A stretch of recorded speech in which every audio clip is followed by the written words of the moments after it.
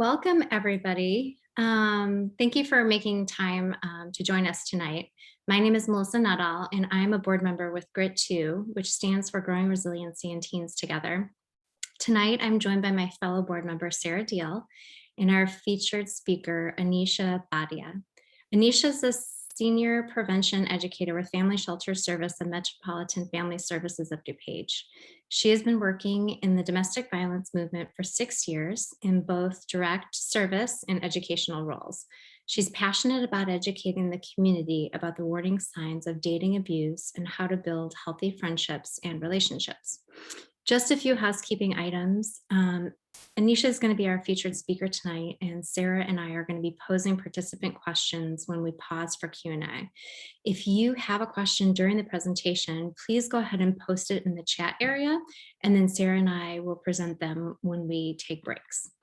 Thank you very much, and welcome, Anisha. Hi, everyone. Good evening. Thank you all for taking some time out of your busy schedules to come and join us tonight.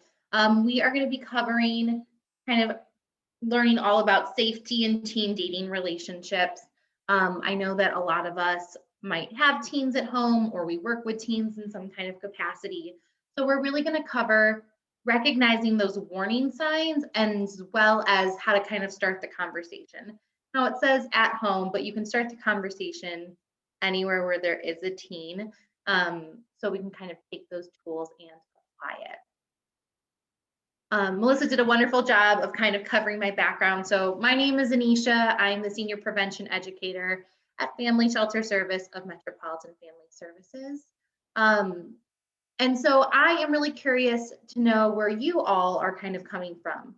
So I know that there's a few of us, but if you wouldn't mind kind of dropping in the chat if you are a parent, if you are a teacher or an educator, or if you're with a community organization, if you're here because you just want to learn more. Awesome. Parent.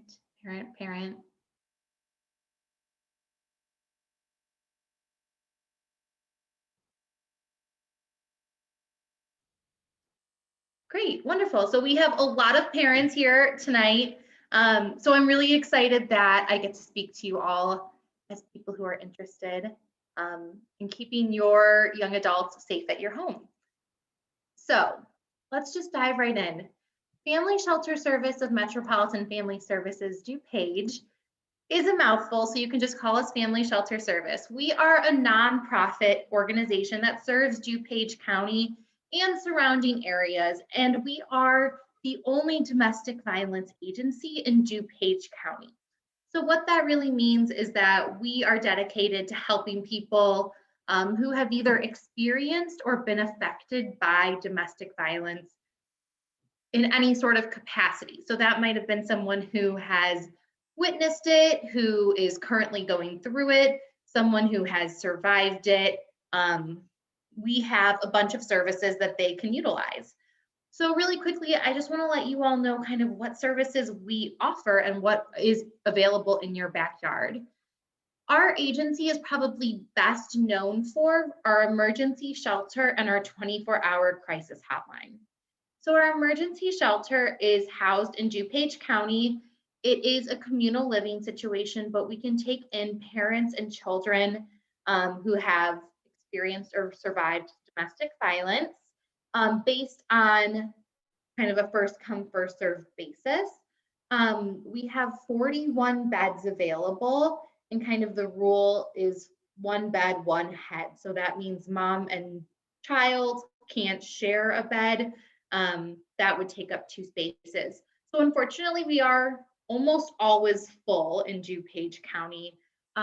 We are the only shelter available, but we are pet friendly. We serve anyone. So we serve men, we serve obviously women, children, and non-binary people, or people who don't identify with any gender at all.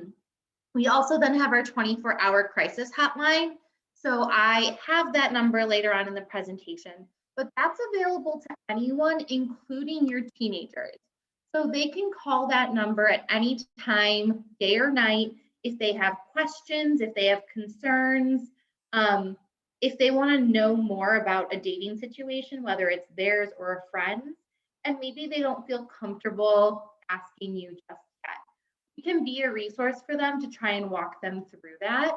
And it doesn't matter when they can call us. The downfall of that is I know a lot of the teens right now want to chat or they want to text. I get that making a phone call is not always the most convenient, but unfortunately our hotline is phone call only at this time. For people who need maybe a little bit more involved services than just that crisis hotline, we have individual and group counseling. We offer specific children's programming. We do have a court advocacy program, which is based out of the Wheaton County Courthouse. And that is basically assisting people to get orders of protection. And I want to remind you that orders of protection, or more commonly referred to as a restraining order in common terms, are available to teenagers as well. So if, hopefully not, it ever does get to this point, they do have resources of the law that can help them. We also have a community advocacy program, a prevention education program, which I'm a part of, and then we offer professional development trainings. So I'll go a little bit more in depth about our program a little later on. So if you have questions about that, just hold on. Let's dive right on in. So why are we talking about teen dating violence today? It doesn't seem like that big of an issue maybe to some, but it is unfortunately more prevalent than we might realize. So 1 in 3 teens are going to experience some form of dating violence before they graduate high school. Now, when I say some form of dating violence, that could mean physical, sexual, emotional, verbal. It could be a variety of those. It could be a combination of those. It could just be one. But we know that 1 in 3 teens are experiencing it. And that is before really the age of 18. If we're looking at just physical abuse, we know that 1 in 10 high school students have been physically harmed, whether that's hitting, kicking, slapping, by a partner on purpose. So their partner has purposefully chosen to physically harm them. We also know that this is one of the most vulnerable age groups for girls and young women. And that is not only for intimate partner violence, but also for stalking, which is a huge concern with one of the tactics we'll cover a little later on. So we know that it's happening a lot to our girls and young women, and that usually violent behavior will begin in this adolescent age. So between 12 to 18, you may start to see some signs that potentially your teen is exhibiting violent behavior, or that your teen's friends may be in this kind of situation. The reason that it's important to recognize these things early on is because the severity of intimate partner violence or domestic violence or dating violence, it becomes a lot greater if it's established at a young age. So if, for example, we see a 15-year-old start to purposefully physically harm their significant other, we know that that behavior is much more likely to escalate. And we know that people who have experienced dating violence at a young age are more likely to repeat those behaviors later on in life. So they're more likely to seek out behaviors that could harm them. So it does put them in a higher risk group. And we also have to unfortunately talk about the risk of sexual violence when we talk about teen relationships. And we know that 8 out of 10 sexual assaults will occur by someone that this person knows, but of those 8, 6 of them occur within a dating relationship. So a lot of times if sexual violence or sexual assault is happening, it's happening between partners. And so that's a really important thing to be aware of as well. So let's talk about kind of what happens if this person is experiencing teen dating violence. So if someone has experienced violence in their relationships at a young age, We know that later on in life, they are at a higher risk of abusing substances. So that might be alcohol, marijuana, hard drugs, etc. They also might be at a higher risk of exhibiting eating disorders behaviors or risky sexual behavior. So when I say risky sexual behavior, that might be um, having a sexual relationship with a lot of different partners, purposefully choosing not to use contraceptives with partners that they may not know or they may not have an established relationship with, um, potentially using violence in their sex lives. All of that would be considered risky sexual behavior. And we know that if people have experienced dating violence at a young age, it can put them at a higher risk for that. And again, future domestic violence. So we talked about that a little earlier. We also know that being physically or sexually abused makes specifically teen girls 6 times more likely to get pregnant and 2 times more likely to get an STI. So again, that kind of falls back to that risky sexual behavior, potentially not using contraceptives, or being unaware of how their partner is using contraceptives. And this is a really unfortunate statistic, but one that is super important to highlight. 50% of youth that have been victims of both dating violence and sexual assault attempt suicide. So we know that this could have a really immediate repercussion on someone's mental health as well, especially if they don't feel like they have the resources available to them. So with all of those statistics in mind, you're probably asking, great, how do we recognize it? So let's break it down. What is dating violence? Dating violence or an abusive relationship is this pattern of behavior where one person wants to gain or maintain all the power and control over their partner.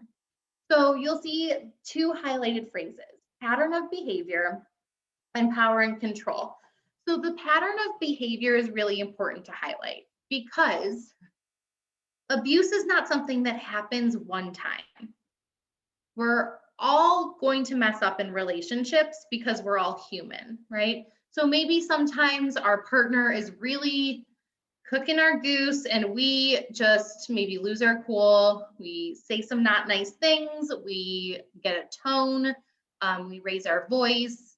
We're human. However, when those things happen, what's really important to establish the healthy from the unhealthy behaviors is a healthy behavior is going to be if I yell at my partner or if I call them a mean, nasty name in the heat of the moment when we're arguing, I can recognize that I did that behavior and the impact that it had. So I can recognize it harmed this other person. And in order to move forward, I would take accountability for my actions and I would make a sincere apology. And then I would make an effort to change that behavior. That is how someone would break a pattern of behavior.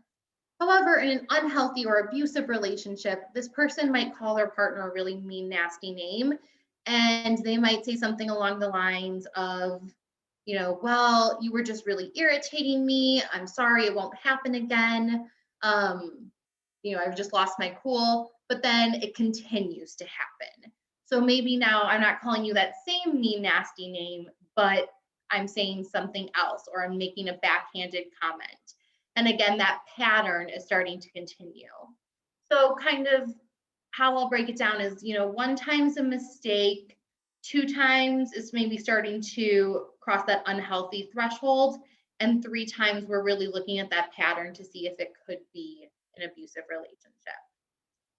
The second phrase that is highlighted here is power and control. So I won't go into this in too much depth because we're going to cover it so much on the next slide.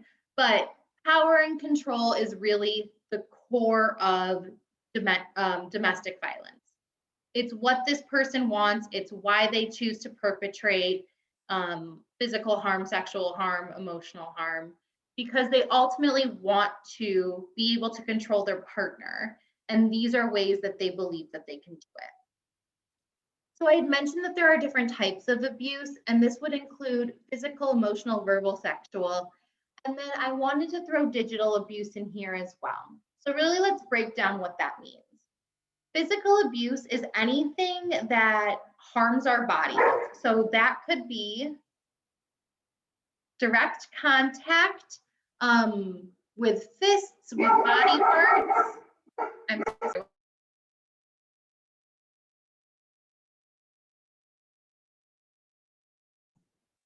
sorry about that. So physical abuse might be anything that harms our bodies with fists, with so kicking, hitting, punching, or I want to add in here, physical abuse could be using an object or a weapon. So weapons are what you think, right? Guns, knives, bats, golf clubs, anything that's really going to leave some kind of harmful impact. However, the reason I say object as well is because unfortunately what we know is that perpetrators can sometimes be really creative, and anything can be used against a weapon if you really are determined to use it that way. For example, this water bottle, if I was really angry at my partner and I threw it at their head, that is gonna hurt, or it's going to scare them, or it might dent the wall, right? All of those things are gonna leave an impact, even though you wouldn't normally think of a water bottle as a weapon. So we do classify that under physical abuse. Then there is emotional abuse. So emotional abuse is something that is done over a long period of time, and it is intended to harm someone's mental health or mental well-being. So for example, and this is the differentiation kind of between verbal and emotional. So emotional abuse is going to be repeated. It's going to be that pattern, and it's going to kind of mess with someone's head. So maybe it's someone saying, "You're so ugly. You could never pull that shirt off. I don't know why you think you're attractive. That person would never check you out." It's those repeated comments that then is going to have an impact on how you view yourself, your self-esteem. Whereas verbal is all that one-handed, those one-off comments, if you will. So it might just be the, "You're so ugly, you're worthless, you're stupid," etc. There may not be a pattern to them, but it is all using words, or it can be done via text message, written word, whatever you want to imagine. Sexual abuse is exactly what it seems. It's any unwanted sexual contact or fondling. And then digital abuse is really important to highlight with teens. It's not one that we usually focus on, but I think it's important to highlight to especially parents, kind of what digital abuse might look like. And a lot of that falls under this cyberbullying idea. So that could be someone who is potentially leaving mean or threatening comments on your teen's Instagram, on their TikTok. It might be someone who is making a TikTok to make fun of your teenager. It might be someone who is potentially creating what we would call deep fakes, which is material that is altered to make it look like someone was maybe part of something that they weren't a part of. So for example, they might take a nude photograph of someone else, but then alter the photo to include your teenager's face as their identifier. So it's not really your teen, but it looks like it is. That would fall under digital abuse. So it's really anything that can harm them via the internet, via their cell phones, any kind of abuse of technology, if you will. So I want to pause there. I know that was a lot of material. Do you have any questions before we go on? You know, Anisha, one thing that I think that people where we live tend to think that this doesn't necessarily happen where we live. So I just want to make it clear. I know that when you and I had kind of started the conversation about doing this presentation, I kind of had the same question too. And you kind of educated me a little bit about what some of the stats were in terms of not only DuPage County, but, specifically Downers Grove, that all of it's my understanding, all of the stats that you kind of highlighted earlier, like they do happen in our community. They are there. Yeah, absolutely.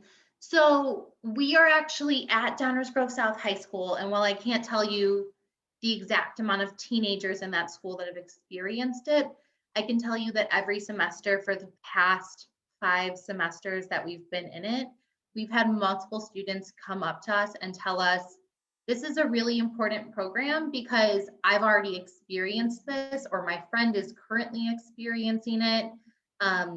Because abuse is often seen as this physical or sexual thing. So, I can handle anything if my partner doesn't hit me, if they don't take advantage of me.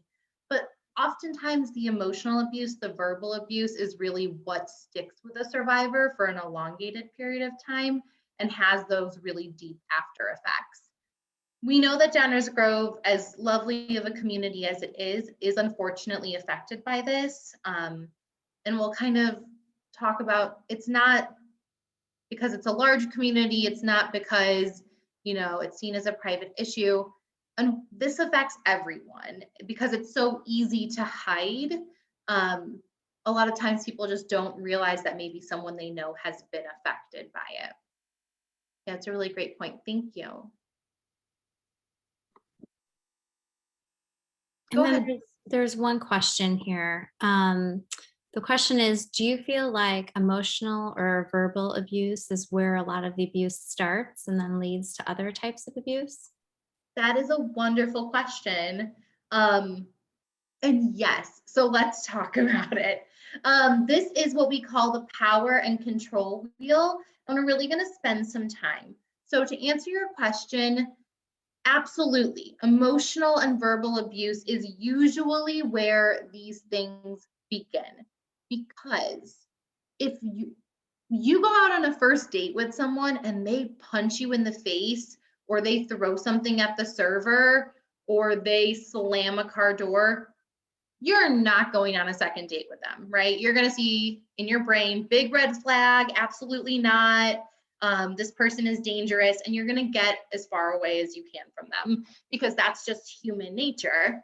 However, with these abusive relationships, what will happen is the perpetrator or the abuser will build up a connection with the survivor to try and, if you will, almost trap them in that relationship through emotional connection so that they can build up their abuse tactics. So this power and control wheel is kind of an overview of what these relationships might look like.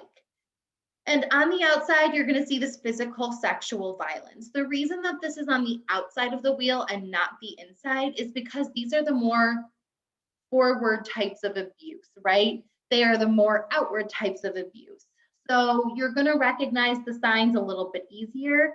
And if we're experiencing this, usually they're going to leave some kind of marks on our bodies, right? If someone punches me, I'm going to get a bruise. Sexual abuse is kind of the same way. We're going to have something in our bodies that may show that.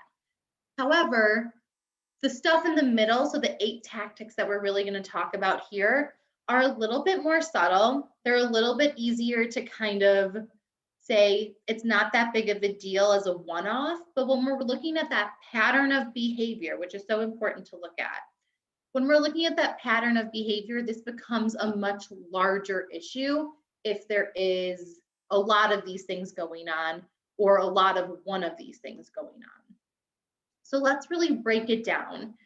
These are 8 tactics that we will usually see in teen dating violence relationships. Now, these are a little bit different than adult relationships, and that's for a variety of reasons. Your teens are usually not living on their own. They don't have as much autonomy. You as a parent still have some decision and say so in their lives and their choices. And so it might be a little bit harder for someone to manipulate them in a more adult capacity. So let's talk about what it'll look like in your teen relationships. So the first one we're going to discuss is anger/emotional abuse. So this is simply making someone feel bad about themselves. So this might be name calling, this might be put downs, really highlighting the teen's insecurities. So we know teenage years, very formative years, also where a lot of potential insecurities come out, self-esteem issues may occur just based on the environments that they're in. So a perpetrator might see, hey, my partner is really self-conscious about their grade in math. Maybe they're just really not a strong math student, right? And instead of trying to support them through that, we're going to study. We will take these steps to really learn more about what we need to learn. They're going to say things along the lines of like, yeah, you're terrible at math.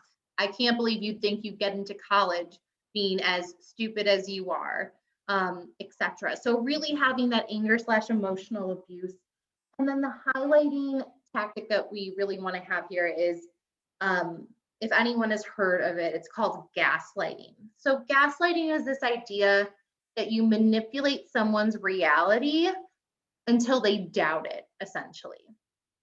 So for example, a perpetrator might take things out of their partner's locker or out of their purse or out of their backpack, and ask permission, right? They might say, hey, can I borrow your phone charger?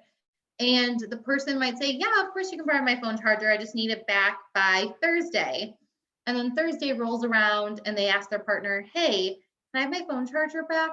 And the perpetrator will say something along the lines of, what are you talking about? I never gave you, you never lent me your phone charger, or I already gave it back to you, or remember, you didn't even have it in the first place, so I couldn't borrow it. And they might say these not because they lost the phone charger or they're trying to be funny. What they're trying to do is manipulate this person's perception of the event that happened. They can do this with conversations as well. So let's say the partner and the perpetrator are on FaceTime and this perpetrator says a really like mean, nasty comment. It upsets the partner so much that they hang up. The next day at school, they confront the perpetrator and they say, hey, I really did not like when you said this to me. I'd like in the future if you could not do that again. And the perpetrator will deny it. They'll say something along the lines of, are you sure I said that? I think you just misheard me. I would never say that to you. We didn't even FaceTime last night. We FaceTimed 3 days ago. What are you talking about? Right? And again, it's done very intentionally because what they want is for this person to start questioning the reality around them. Essentially, this is done over a really long period of time. And what the goal of gaslighting is if the perpetrator can get their partner to question small things like a conversation or if they lent them something, then eventually they could maybe get them to question if they're actually abusing them. So no, my partner isn't actually physically harming me. They're just really clumsy and they run into me a lot. Or no, my partner isn't saying these really mean things to me. This is just their sense of humor. So gaslighting will eventually take that toll on someone's emotional and psychological health. The second tactic would be limiting independence. So this is a little bit different than an abusive relationship as an adult, because in adulthood, independence looks a little bit different. So limiting independence is telling someone what they can and cannot do, essentially. So this perpetrator might control what their partner eats, what they wear, who they interact with, where they go. So this can be done through really obvious ways. You can't go to the movies with your friends. You can't wear that shirt. It's way too low cut or it's way too revealing. You cannot eat that because you've put on a little bit of weight. All of those things can be limiting to their independence. And then it can also be done in really subtle ways. So if every time I want to go to the mall with my friends, the perpetrator starts this big giant fight with me. It's this whole to do. It takes me forever to leave the house. I know that they're going to text and call me constantly when I'm there. And then when I get home, they're going to FaceTime me and we're going to have to continue the fight. If that happens a bunch of times, or every time I want to go to the mall with my friends, eventually it might just be easier to avoid the fight that day, right? So I'm going to say, no, I'm just not going to go because it's just too difficult to try and get out of the house. So the way that I want to look at this is, if your teenager is constantly checking in with their partner, they are asking them if they can go to family events, or they're really nervous about their partner not knowing where they are, or they get anxious when their phone rings. All of that could be a sign that maybe they're experiencing this tactic from home. Then there's intimidation. Intimidation is making someone feel afraid without words or touch. So this could be throwing objects, this could be gestures, this could be body language. I'm going to use this example and then pivot a little bit, but you are all parents of some kind, and I'm sure that there have been situations with your teenager where you need to let them know that what they're doing is either not safe, it's not okay, they need to cut it out, or you're going to have a conversation about it later, right? And I know my mom had this for me, but she would give me a look, and I knew exactly what that look meant, right? It meant, Anisha, stop it. You're not supposed to be doing that for whatever reason. I need you to not do it. That is different when you're a parent, right? You need to have some kind of management system in play so that your teen remains safe. However, if your teen's partner is giving them a look that they then snap to their attention, or they cut out what they're doing, or they stop talking to the people that they're talking to, or maybe there's this gesture that you recognize that their partner is giving them. So whether that is tapping their watch, or tapping their foot, or walking towards them, and then your teen suddenly knocks off whatever they're doing, all of that could be tactics of intimidation. It's kind of this learned behavior, because if someone gives us a look one time, it might not really mean anything to us, but in order for us to learn really what that means, it had to be reinforced in some way. So maybe their partner gave them a look once, and then there was potentially an abusive episode afterwards. And so the teenager has chosen, it's just easier to cut out whatever I'm doing. The fourth tactic is minimize, deny, and blame. This is making an excuse for the abuse. So a perpetrator is usually going to try and excuse away their abusive behavior, right? So they're not going to take accountability for the actions that they have done. This can take three different forms. They can minimize it. It's not that big of a deal. You're too sensitive. You're overreacting. You're really dramatic. Why are you making a mountain over a molehill, etc. They can deny that it happened altogether. So, what are you talking about? I never said that. You are crazy. You dreamt that. I was never at that place that you swear I was, etc. Or they can blame it on their partner. So this is where the switch kind of happens. So yes, I did this thing, but I did it because I love you. Or if you hadn't done this, so if you hadn't been talking to that person over there that I didn't want you talking to, then I wouldn't have had to text you all those really mean, nasty things. Or if you had just been where I asked you to be at 4 p.m., then I wouldn't have had to come to your practice and cause a big scene. There are some more serious ones in here as well. So threats, we all know what a threat is. This is, making someone feel afraid, but now it's using your words. And the one threat that I really want to focus on here is this threat to self.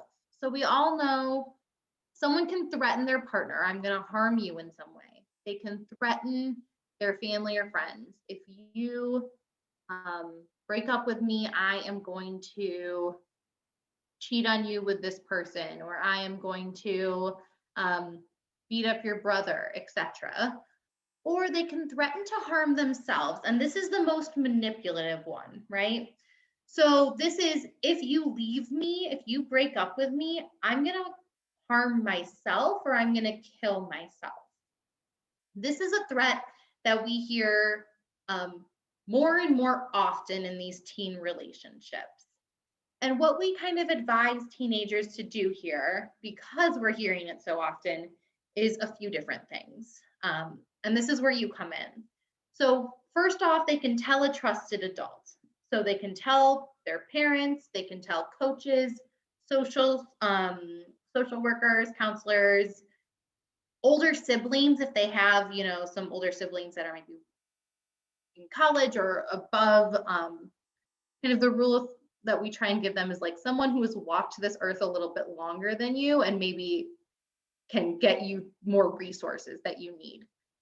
We actually advise them to not tell their friends. So the reason that we do this is high school, as large as it is, right? We know that they go to large high schools, can feel very small, especially when some of these big events can happen. And so we might be passing along information to people that may not know what to do with it. And so this person really isn't getting help if they are going to harm themselves, or B, could spread that information around. And now that person is more likely to harm themselves. So we really try to encourage them to tell a trusted adult, which would be you all in their lives. If for some reason they don't feel comfortable telling their trusted adults, so maybe you're out of town, maybe they have a significant other that you don't know about, or that you maybe don't like, and they have kind of picked up on that, whatever it may be, we tell them to call either the two remaining options, which is the police, which feels like a very big and immediate option. But in DuPage County, they're mandated to do what's called a wellness check, meaning that they have to go out and check on that person that's threatening to harm themselves. Or they can call the suicide prevention hotline, and they'll kind of walk them through some immediate steps to get that person to help, or they'll call the police on behalf of the teenager. So it kind of takes it out of their hands and relieves them of that situation. What we highlight to them is it's really not an option to do nothing, unfortunately. We've seen in some recent years that if a teenager chooses to do nothing, but has this information and has enough time to get this person help, they could be held responsible for it, which is very unfair, and we don't want this thing to ruin someone's life. There's also this option of like, maybe your teenager doesn't want to get the perpetrator help because they just don't think that they're being serious. And that's a possibility too, right? This person may have threatened this very large thing and they could totally be making it up. However, we can't guarantee that, right? And ultimately, we don't want someone to get hurt based on the fact that we didn't take the actions that we could have. So that's really what we encourage the teens to do. And then the other really serious tactic I want to highlight here is sexual coercion. So this is manipulating or forcing someone to engage in sexual acts. Now, I'm sure we can all kind of imagine what that might look like, whether that is manipulating their emotions, saying things like, if you really loved me, you would do this. People who have been dating for X amount of time take this next step. All of our friends have done it, whatever it may be. However, they could be experiencing sexual coercion if they're already sexually active as well. So this might be if their partner is using drugs or alcohol to get them to consent, or if they are potentially removing contraceptives without that person's knowledge. Maybe they're tampering with birth control pills or condoms. They're kind of taking that choice away from their partner. All of that would fall under the sexual coercion piece. And it's really important. We cover this with our high schoolers all the time, and we'll cover it with you all in a different capacity, is this word of consent. We drive consent home like it's nobody's business. It's one of my favorite words to ever talk with our teens about, because it applies to so many more situations than just this one. And so we'll really cover what that looks like. Isolation and exclusion. This does not seem like a big tactic when it's happening. This is someone telling you who you cannot interact with. So this really focuses on the people in your life. So they might say something like, if a perpetrator is talking to your teenager, they might say something along the lines of like, I really don't like your family. I think your mom hates me, so I just like don't want to go over for dinner, because why would I want to be around people that I hate? Why don't you just come over here instead? And so then this teenager starts going to their partner or their perpetrator's house all the time. You're really never seeing them. Or potentially you realize that your teenager has cut off all of their friendships in order to be in this relationship. The reason that a perpetrator isolates away this partner is not because they're jealous. I mean, it might be a little bit because they're jealous, but more or less what they want to do is they want to take the survivor away from their support network. If your teenager is experiencing this, but they have not been able to talk to their friends about it, they've maybe not been able to talk to you about it, it makes it more likely that they're going to stick in this relationship for longer, because they don't have that third party to act as a sounding board. A lot of times in relationships, that's what kind of grounds us, right? So if something weird happens or you aren't sure about something, so maybe I'm uncomfortable because my partner is picking out my outfits. That's something that I've never experienced in a relationship. That feels really weird to me. I might go check with my friends about it, or I might go check with my parents about it, or my sister or my brother, and they could tell me, hey, that's not normal. Or they can say like, oh yeah, whatever. So it's really important to kind of have that support network. And if that's ripped away from us, it keeps us a lot more, it makes it a lot easier for the perpetrator to control this other person. The last one I want to highlight is violating privacy. And this is simply using someone's information against them. So this could be someone demanding phone passwords from their partner, demanding that they delete all their social media or delete people that they're following off social media. It could be someone who is stalking your teenager. And stalking is so much more than just like a kid hanging out in the bushes at 2 a.m. dressed in all black. It can be someone who's tracking your teenager's location. It can be someone who shows up to your homes uninvited, unannounced to check in on your teenager. It can be someone who maybe shows up to their job all the time, or is maybe showing up to guys' nights or girls' nights to kind of check in. Or it could just be someone who's like calling constantly to your house, or checking in on where this person might be. So I want to highlight the starred tactics: limiting independence, sexual coercion, violating privacy, are all tactics that we see a lot more with teenagers than we do with adults. Sexual coercion is more with teenagers because they're starting to experience sexual relationships or experiment with sexual relationships. Adults, we see more of just sexual abuse or sexual violence. It kind of skips this stuff. Violating privacy, the other thing I really want to highlight that kind of goes with sexual coercion and violating privacy, is this idea of blackmail. Now, blackmail can be used in a variety of different ways, right? Someone's bad grades, someone's home situation.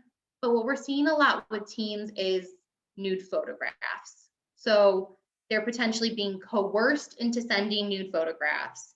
I'll break up with you if you don't send me these nude photographs. You don't love me if you don't do this. And then what the perpetrator will turn around and say is, if you don't do this thing for me, I'm going to leak these nudes around school. I'm going to send them to your parents. I'm going to post them on Instagram, etc. And so that is a way that we're seeing a big blackmail tactic right now with teens. That is only a fraction of all the things that teenagers can experience. But I'd like to pause here. Do you have any questions kind of before we move on?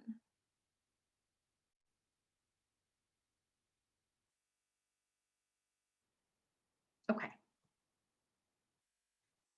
So I just really want to play this short video. I talked about this pattern of behavior a whole bunch of times. This is the pattern that these relationships will follow. So it's important to kind of recognize it if it's happening to your. Dating and domestic violence may seem unpredictable. However, it follows a typical pattern no matter when it occurs or who's involved. The pattern or cycle repeats and can happen many times during a relationship. Each phase in the cycle may last a different length of time, and over time, the level of violence typically escalates. It is important to remember that not everyone's experience within the cycle are the same. The first phase in the cycle is the first honeymoon phase, also known as the hearts and flowers or manipulation phase. The difference between a healthy relationship's honeymoon phase and an unhealthy or potentially abusive relationship's honeymoon phase is that in a healthy relationship, the partners get to know each other over time and build trust slowly. In an unhealthy honeymoon phase, there tends to be too much too soon. For example, they might say I love you too soon, they might trust and rely on each other too soon, and the isolation from friends and family starts immediately. The second phase in the cycle is what's called the tension building phase. In this phase, the abusive partner appears on edge and tense, causing the target to feel like they're walking on eggshells. The abusive partner's unpredictability causes the target to feel anxious and to attempt to appease the abuser in order to avoid upsetting them. Often in this phase, the abusive partner may point out things that the target is doing to upset them, such as spending time with someone or doing something or wearing something in particular, and the target or victim will adjust their behavior accordingly. Unfortunately, however, it doesn't matter how hard the target tries to avoid upsetting the abuser. Only the abuser can stop themselves from being abusive. And that leads us to the next phase. The third phase in the cycle is the explosion phase. This is where the abuse occurs, keeping in mind that abuse is not always physical.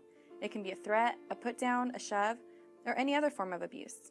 In a healthy relationship, there can still be tension, but the difference is that the conflict is resolved through communication in an atmosphere of safety and trust. In an abusive relationship, the tension breaks with the explosion, and though it's a painful experience for the target, it can also be a relief that there isn't any more tension. The last and final phase is the second honeymoon phase, where the abuser becomes kind, generous, loving, and sometimes apologetic. The abuser and target often bond in these post-abuse periods, and their intimacy deepens. Over time, however, the honeymoon phase may vanish. This phase typically disappears because the abuser has manipulated, abused, terrified, or brainwashed the victim repeatedly over time, to the point where they perceive they can't leave. So that's the kind of pattern that these relationships are going to follow. It's important to remember that even in abusive relationships, it's not abusive all the time, because if it was, people wouldn't stay. So there are these good periods of like ups and downs. And what a perpetrator will do is they'll normalize that as conflict instead of abuse. And that's why a lot of people may be in these relationships for longer than you recognize.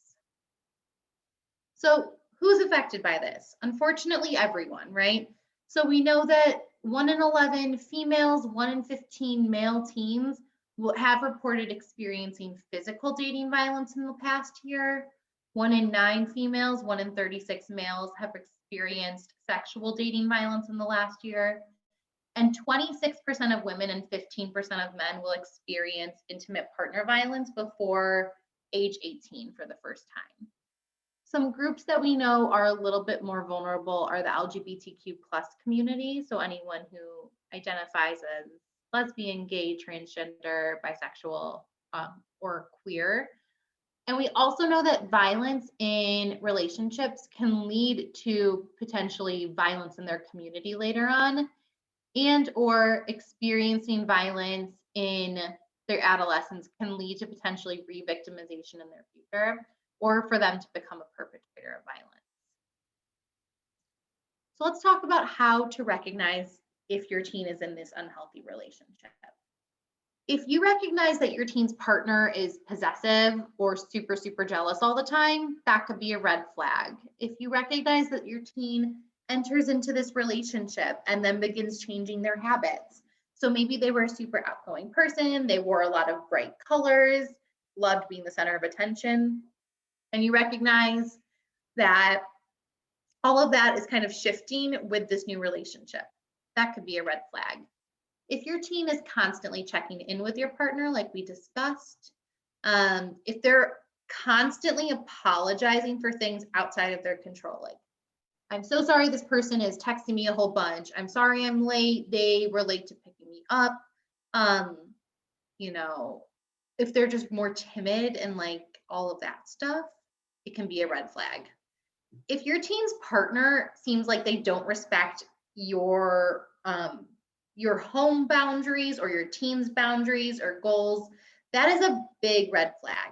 So if your teen tells their partner, hey, when we're at dinner, I will not be texting you back because I'd like to spend dinner time with my family, and then their partner still texts and calls them during dinner, that's really something to watch out for. If your teen is scared of how their partner will react, that's usually a sign of pretty advanced dating violence. So that might be that they've experienced some physical violence or potentially really harsh emotional violence. And or you might see your teen defend their partner's behavior. So if their partner is acting out and maybe causing a scene, you might hear your teen say something like, oh, well, they're just really moody today. They're not usually like this. They just failed the test. You might see that as well.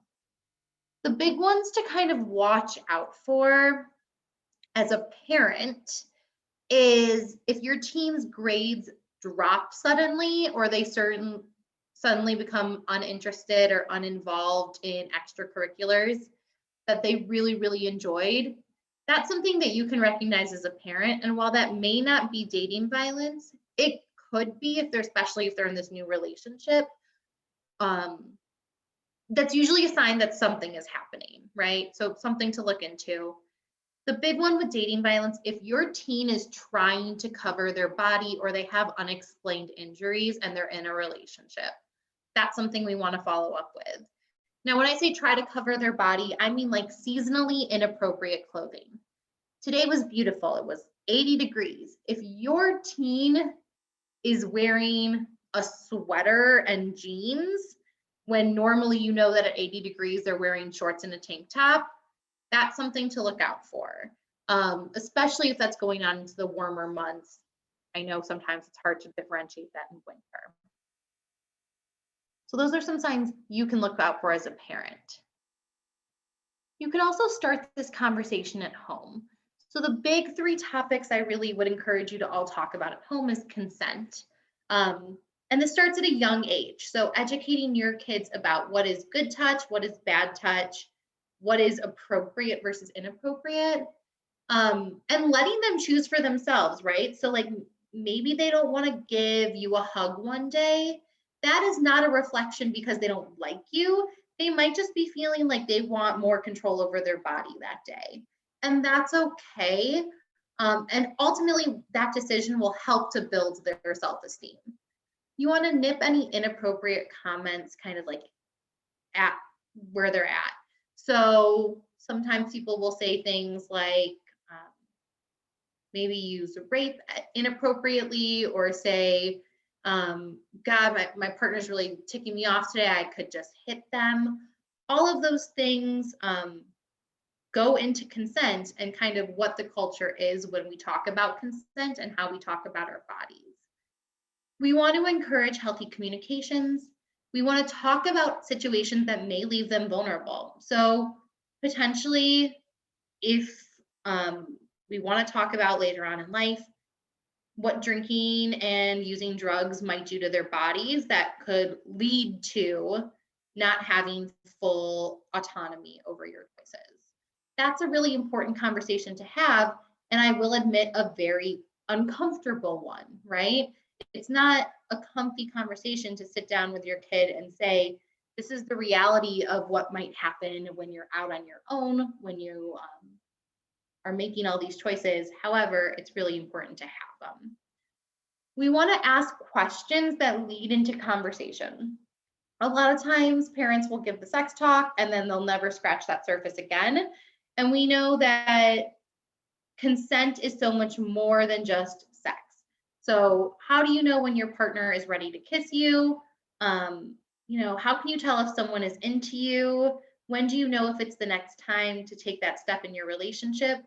Can you tell when your partner is uncomfortable? How? It might be as simple as that. Ways to do this at home is you want to demonstrate healthy boundaries with your partners and friends and family.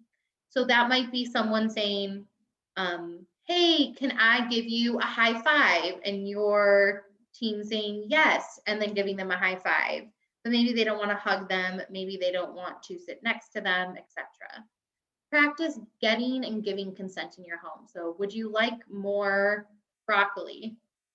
It could be as simple as that. Now, sometimes I understand you got to feed the kid broccoli, right? They don't really have a choice, but that's a great way. Can I give you, half the serving of broccoli versus a full serving tonight, etc. And make it an everyday conversation and check in often. Consent is a skill that is learned and it's practiced. So if they can practice with you, it's going to be much more likely that they can then apply it to their relationships. Then we want to talk about online safety. So there are apps and sites coming out every single day. I'm not saying that you have to be an expert on them. However, it might be useful to educate yourself on kind of what your teen is using. I myself obviously am no longer a teenager. However, I work with teenagers. So during quarantine, I downloaded TikTok and I learned how TikTok is working for the generation behind me. And that is something that I thought I would never do. And I was uncomfortable with it. I don't love it, but I am more aware of kind of what is influencing them and how I can use it to then move this information along. So having those just kind of awareness of those new apps or sites that are really being used by your teens. Encourage your teens to really get to know their privacy settings and to turn off their location settings. Or if there's a way for, I'll tell this to the teenagers, the only people that need to know where the teens are 24/7 are you all as parents, right? Because you need to do it for their safety, but their friends don't, their partner doesn't. And so location settings on Snapchat, on potentially Find My Friends or Find My iPhone, they can filter that so only certain people can see, or they can turn it off altogether. I highly doubt that you're keeping track of your teen through Snapchat. So that just might be an app that they want to turn off altogether. Talk about what's real versus fake online, and discuss their expectations, right? Do they share their passwords? What is okay to share online? How personal is it okay to share online? Have they ever felt pressured to share something that they didn't want to, that they felt uncomfortable with? How did they handle that? And then ask questions again that lead to conversations. Have you ever seen something that makes you feel uncomfortable online? How did you handle it? What were your next steps? So some tips would just be to, mirror healthy technology use at home, set guidelines around technology use, and remind them that content created digitally and online does not disappear no matter how much you want it to. And then lastly, these relationship behaviors conversation. So it's really important if your teen is opening up and saying something, accept what they're saying to you. If they're saying, my partner is harming me, even if they seem like the nicest person in the entire world to you, you want to trust and believe that person that is opening up to you. You want to talk about the behaviors and not the person. So you don't want to attack their significant other, right? Because that might be someone that they care and love that they care about and that they have love for. So let's talk about the behavior. So I understand that you care for this person, but they also call you mean names. So why are we sticking around with a person that doesn't treat us well, etc.? Right? So we want to focus on that behavior. We don't want to give them ultimatums because ultimately in abusive relationships, it's all about taking that control away from that person. So if we give them an ultimatum, we're again taking that control away from them. So they're less likely to do what might be best for them. So don't say you have to break up with this person. You can't see this person anymore. You can't text them anymore, etc. Educate yourself, which you're already doing tonight, and then decide on next steps together. Have your teen and you collaborate on what you really want to go forward in this relationship. So maybe that is ending the relationship. Maybe that's the goal. Okay, so now how can your teen and you decide how to safely end this relationship? Again, ask those questions, right? Have those conversations. Are you dating? Are any of your friends dating? What's that like? What's something you really like about your relationship? What's something you really don't like in your relationship? Or what do you think you can improve on in your relationship? If you're concerned about certain behaviors, do you think it's weird if your partner texts you all day to kind of check in on you? Do you think it's weird that they are telling you what to wear? Maybe they don't. So maybe that's a great education tool, right?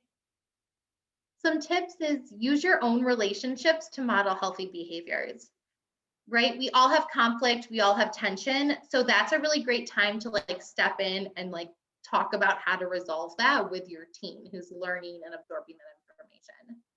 Be honest.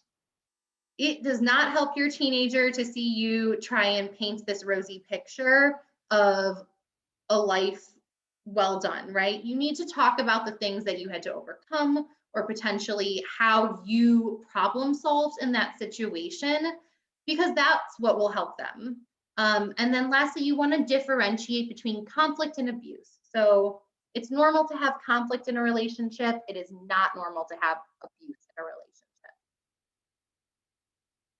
I just quickly wanted to highlight kind of our prevention program covers an array of different things. So we do talk to middle schoolers, high schoolers, and college students. Middle schoolers is a more foundational program focusing on boundaries, communication, bullying, sexual assault and consent, and then healthy relationships. High school, we focus on a lot of what we focused on tonight with teen dating violence, power and control, consent, sexting, the cycle of abuse, and then how to help a friend. And then college, we go one step further with dating violence, power and control, barriers to service, intersectionality of survivors, etc. All of these are evidence-based, age-appropriate curriculums, and they all include hands-on activities, real-life scenarios, and an opportunity for those teens to ask questions. They're also provided with information about local resources and our agency services. So here are just some resources for you if you have any interest in looking that up. I will send these slides over to Melissa so that if anyone is interested in kind of learning more about these resources, I would just like to highlight Love is Respect is a really great national website, as well as Break the Cycle. Spark focuses specifically on stalking. So if someone is experiencing stalking, this is a great resource for them. And then there are our resources, your local resources. So over here, the FSS website has kind of all of our services, how to get in touch. My team manages an Instagram for your teenagers and potentially for you if you all have Instagram and are interested in learning more. This Instagram is purely educational. So it goes more into depth about sexual coercion, reproductive coercion, dating violence, different tactics that they might experience.